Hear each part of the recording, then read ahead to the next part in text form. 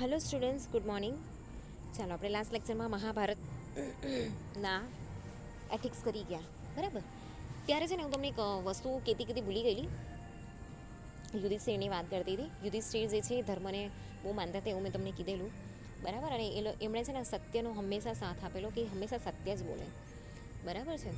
તો એમના એ ગુણના લીધે, એ વર્ચ્યુના લીધે એમનો જે રથ છે ને, રથ આવતો, બરાબર. પહેલાં તો રથમાં સવારી કરતા, તમને બધાને ખબર જ છે.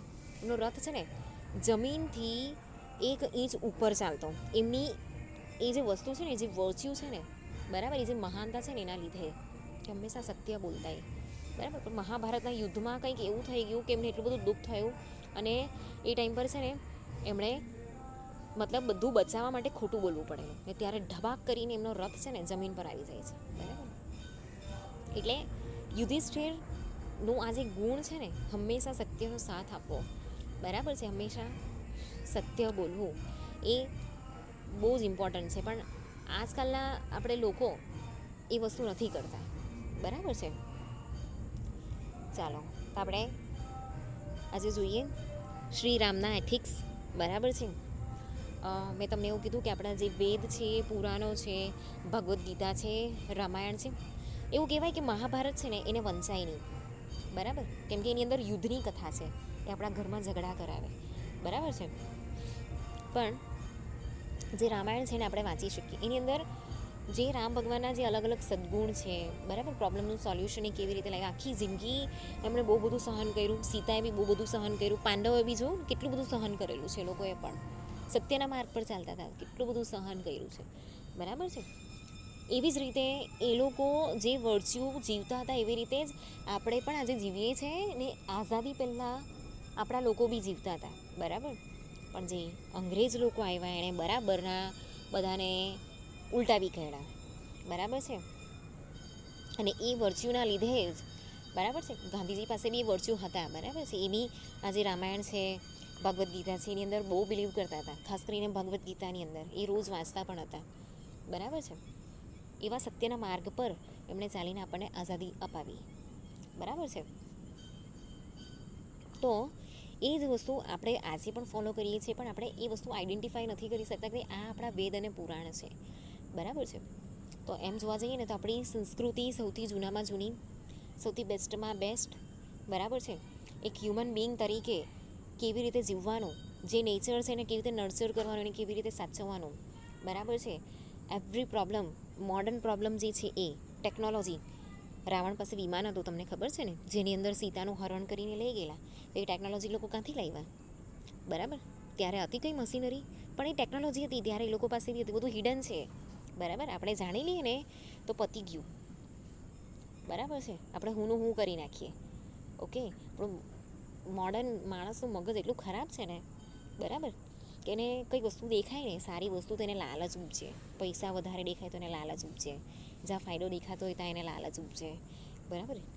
એટલા માટે એ બધી વસ્તુ છે ને સિક્રેટ થઈ ગયેલી છે. ભગવાન કોઈ દિવસ આપણને કહે નહીં, બરાબર. પણ કંઈ નહીં, એના પર બિલીવ કરો.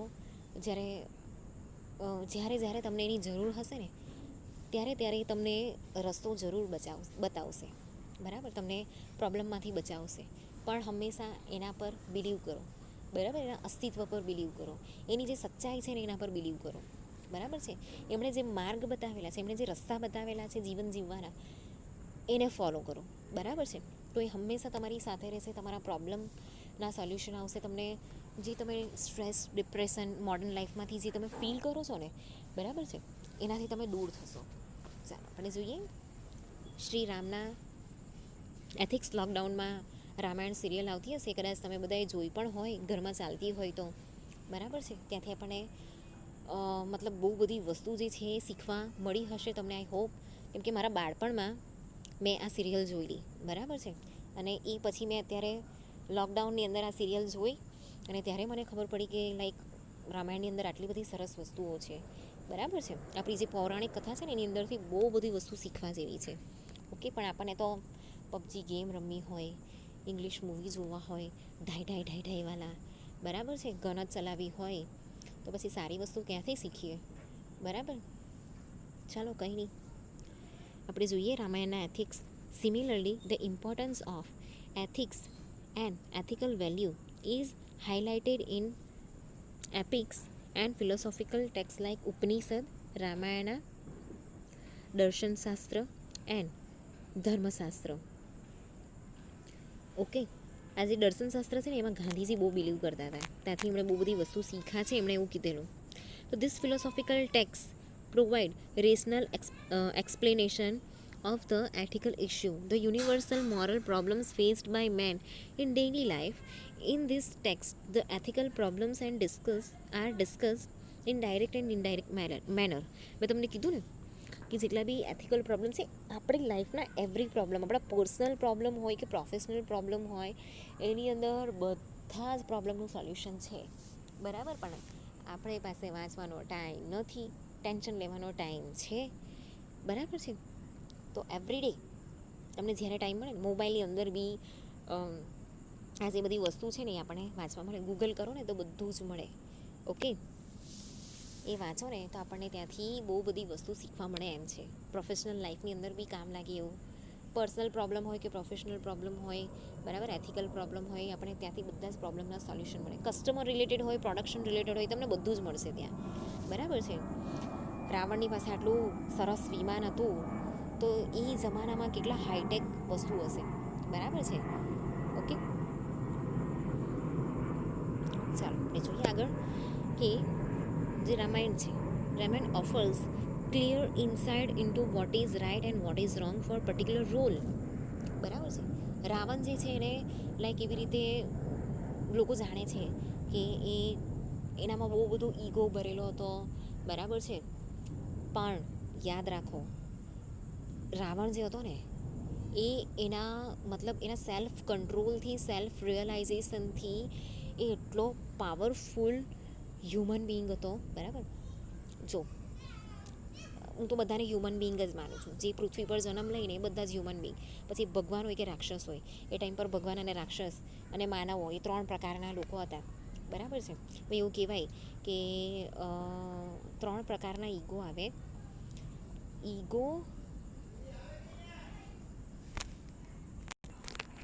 તો લાઈક હ્યુમન બિંગની અંદર છે ને 3 ટાઈપના સ્ટેજીસ જે આવે, ઈગોના સ્ટેજીસ એ 3 ટાઈપના હોય. ઈડ, ઈગો અને સુપર ઈગો, બરાબર છે. તો આ જે 3 સ્ટેજીસ છે ને, બરાબર, એ રાવણ પર એકદમ હાવી થઈ ગયેલા, બરાબર છે. જ્યારે જે ભગવાન રામ હતા, બરાબર છે, એમને ની કોઈ જાતનો કોઈ ઈગો નહીં હતો, બરાબર છે.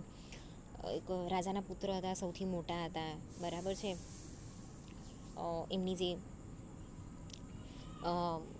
મમ્મી અને પપ્પા તરફથી જે સંસ્કાર મળ્યા, જે કુળ તરફથી સંસ્કાર મળ્યા, બરાબર, સૂર્ય કુળના એ લોકો કહેવાય, રામ ભગવાન, બરાબર છે.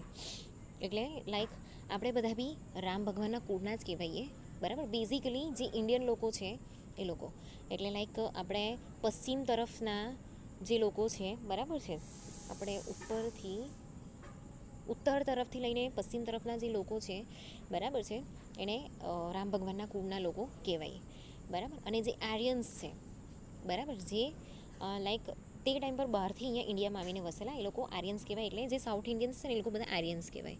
ઓકે, તો સૂર્ય વંશના જે કહેવાય, ઇક્ષ્વાકુ વંશના, એમની જે પાવર મળેલો હતો, બરાબર છે, કે લાઈક તમે વર્ષ સુધી તમે તમારા જે વખાણ થશે, બરાબર, દુનિયાની અંદર વખાણ થશે તમારા, એ જ વસ્તુ જે છે, બરાબર છે, એ સંસ્કાર જે છે રામ ભગવાનને આપવામાં આવેલા હતા, બરાબર. એ બહુ મોટા રાજ્યના રાજા હતા, તેમ છતાં પણ એમનામાં કોઈ જ એવો ઈગો નહીં હતો, બરાબર છે. નીચે બેસીને ખાઈ બી લે, સબરીના ઘરે જઈને ઝૂંપડીમાં જઈને એમણે ખાઈ બી લીધું, બોર આપ્યા, બરાબર છે. પછી એકદમ જ્યારે વનવાસમાં હતા ત્યારે સામાન્ય જીવન જીવતા હતા, ઝૂંપડી બાંધીને, જાતે જ ઝૂંપડી બાંધી રામ અને લક્ષ્મણે, બરાબર છે. અને સીતા માતા બી કેટલા સિમ્પલ, ઓકે, જાતે લોટ દળીને, ભલે મતલબ એ છોડીને જ્યારે જતા રહ્યા, બરાબર છે. લવ અને કુશ એમનો જન્મ આશ્રમમાં થયેલો. જ્યારે એ લોકો વનવાસથી પાછા આવ્યા, બરાબર છે, ત્યારે એ લોકોએ કોઈ કીધેલું, કોઈ પ્રજાજનોએ કીધેલું કે ભાઈ આવી રીતે તો બીજી જગ્યાએ રહીને આવી છે, બરાબર છે. તો સીતાને બહુ ખોટું લાગી આવ્યું, બરાબર, કે મારા લીધે રાજ્ય પર કલંક લાગે, રાજા પર કલંક લાગે. તો સીતા છોડીને આશ્રમમાં જતી રહી છે, ત્યાં લવકુશનો જન્મ થાય છે. તો આ બી એ કેટલી સિમ્પલ લાઈફ જીવે છે, પ્રિન્સેસની જેમ રહેલી હતી. બરાબર છે, પણ રાઈટ પથ પર રહેવું, રાઈટ પથ પર જીવવું શું છે, બરાબર છે, એ લોકોને બહુ સારી રીતે ખબર હતું. કોઈ પ્રકારનું ઈગો નહીં. બરાબર છે. લક્ષ્મણ બી કેવા સેવા કરવા જતા રહેલા, હનુમાનજી બિલકુલ બી ઈગો નહીં, કોઈને ઈગો નહીં. બરાબર છે. કેટલી સિમ્પલ વસ્તુ, બરાબર, એ લોકોના મગજમાં કેટલી સારી રીતે બધી વસ્તુ ચાલતી હોય. ભલે કેટલા મોટા કુળના હોય, કેટલી મોટી પોઝિશન પર હોય. અહીંયા તો આપણે ગમે તેવી પોઝિશન પર, નાનામાં નાની પોઝિશન પર કેમ નહીં આપણે નોકરી કરતા હોઈએ, તરત ઈગો હટ થઈ જાય આપણો. બરાબર, એટલા ખતરનાક આપણા બધામાં રાવણ વસે, એને મારવો બહુ જરૂરી છે. બરાબર છે. આ બધી વસ્તુ જે છે ઈગો ને બધું એ આપણે કાઢી નાખવાની. એ કાઢીએ ને તો શાંતિથી જીવાય, ને તો જ આપણે શીખી બી શકીએ. બરાબર છે. તો અહીંયા પર્ટિક્યુલર રોલ આપેલો હતો કે what is wrong, what is right. બરાબર, તો અહીંયા જે મતલબ રોંગ જે છે એ મતલબ રાવણ હતા, અને રાઇટ જે છે એ રામ હતા. બરાબર છે. પણ એ ટાઈમ પર રાવણ, મને લાગે છે કે અત્યાર સુધીમાં રાવણ જે છે દુનિયાનો સૌથી પાવરફુલ રાક્ષસ હશે, કે પછી હ્યુમન બિંગ હશે. બરાબર છે. Ramayana helps us resolve 3 role conflict with beautiful insight. Ram as a son, Ram as a husband and Ram as a king. બરાબર છે. એમણે એઝ અ સન પણ બહુ સારી રીતે રોલ પરફોર્મ કરેલો એમનો. એઝ અ હસબન્ડ બી બહુ સારી રીતે રોલ પરફોર્મ કર્યો. એઝ અ કિંગ પણ એમણે બહુ સારો રોલ પરફોર્મ કરેલો છે. As a brother, as a father બી એમણે બહુ સારી રીતે અહીંયા રોલ પરફોર્મ કરેલો છે. ને એની અંદર બહુ બધા કોન્ફ્લિક્ટ પણ જોયા છે. બરાબર છે. એઝ અ સન એમણે મતલબ કેવું છે કે એમના જે સ્ટેપ મધર હતા, એમણે કીધું કે વનવાસ લઈ લો. દશરથ રાજા વનવાસ આપી દે છે. બરાબર છે. પણ એમણે એવો કોઈ ઘમંડ નહીં કર્યો, ને સારામાં સારો પુત્ર હોવાનો અહીંયા જે છે એ લાઈક એનો જે રોલ છે એ પ્લે કર્યો. એઝ અ હસબન્ડ સીતાને કિડનેપ કરીને રહી ગયેલો રાવણ, તો એને બચાવવા માટે એમણે ઇન્ડિયાથી લઈને શ્રીલંકા સુધી એક પુલ બનાવ્યો. બરાબર છે. હનુમાનજી અને હનુમાનજીની સેનાના હેલ્પથી એઝ અ કિંગ પણ એમણે બધાની સાથે ન્યાય કર્યો છે. એઝ અ બ્રધર અને એઝ અ ફાધર બી એમણે સારી રીતે રોલ પ્લે કર્યા છે, અને બહુ બધા કોન્ફ્લિક્ટ જોયા છે. બરાબર છે. લવ અને કુશ કેટલા મોટા થઈ જાય છે ત્યાં સુધી એમને ખબર નહીં હોય કે રામ ભગવાન જે છે એમના પિતા છે. એમની સાથે બી એમની લડાઈ થઈ જાય છે. બરાબર છે. પછી આઈડેન્ટિફાઈ થઈ છે કે ભાઈ આ તો મારા જ પુત્રો છે. બરાબર છે. તો ગમે તેટલા કોન્ફ્લિક્ટ ઊભા થાય તેમ છતાં બી એઝ અ મેન, બરાબર, એમણે આ બધા રોલ કેટલી સારી રીતે પ્લે કર્યા છે. તો આપણે પણ એવું જ કરવાનું છે. બરાબર છે. તો similarly, Bharat, his younger brother, also had many ethical dilemma, but he resolved them in the most objective and ideal way. ભરતને મતલબ જો રામ, લક્ષ્મણ, ભરત અને શત્રુઘ્ન, બરાબર, એવી રીતે 4 ભાઈ હતા. ઓકે, તો ભરતને રાજ્ય અપાવવા માટે એની જે મમ્મી છે, બરાબર, એણે રામને વનવાસ અપાવેલો. તો રામની સાથે સીતા પણ જતા રહ્યા, એની સાથે લક્ષ્મણ બી જતા રહ્યા. બરાબર છે. તો લક્ષ્મણની જે વાઈફ છે ઉર્મિલા, એણે બી 12 વર્ષ એમ જ રહેવું પડ્યું. બરાબર છે. તો ભરત રાજા જે એ ભરત મતલબ રાજા બનવાના હતા. બરાબર. તો એમણે બી એવું કીધું કે ના, મારો ભાઈ જે છે રામ ભગવાન એ જ આ ડિઝર્વ કરે છે. તો એમણે એમની ચરણ પાદુકા જે રાજ સિંહાસન આવે એના પર મૂકીને એમણે પણ સેમ એવા જ કપડાં પહેર્યા. બરાબર છે. કોઈ એવો પેલા ભપકાદાર વસ્ત્રો એમણે બી 12 વર્ષ નથી પહેર્યા. બરાબર છે.